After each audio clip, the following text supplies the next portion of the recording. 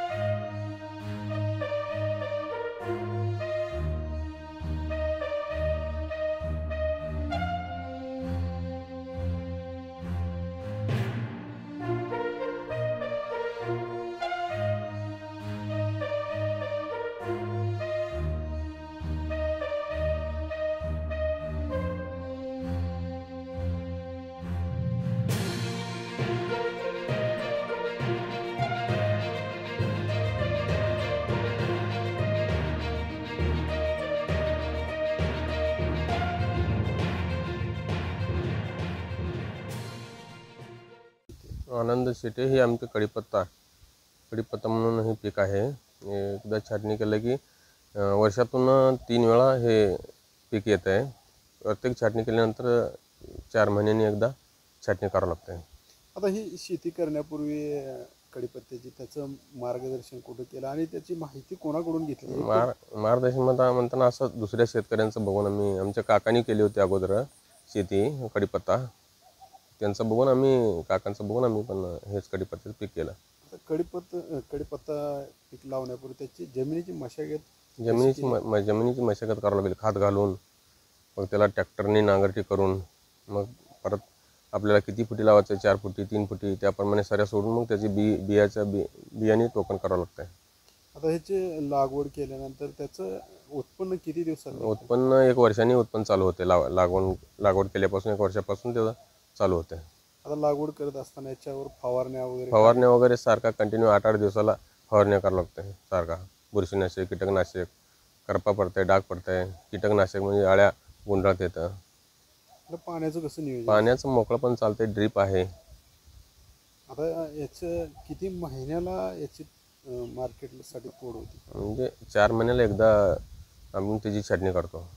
आपण किती एकर लावला? माझं 3 एकर बाग आहे। आता 3 एकराची 4 महिन्याला त्याची तोड होती, तर एका एकरात साधारण किती? कसं आता प्रत्येक छाटणीला वेगवेगळं रेट राहत आहे।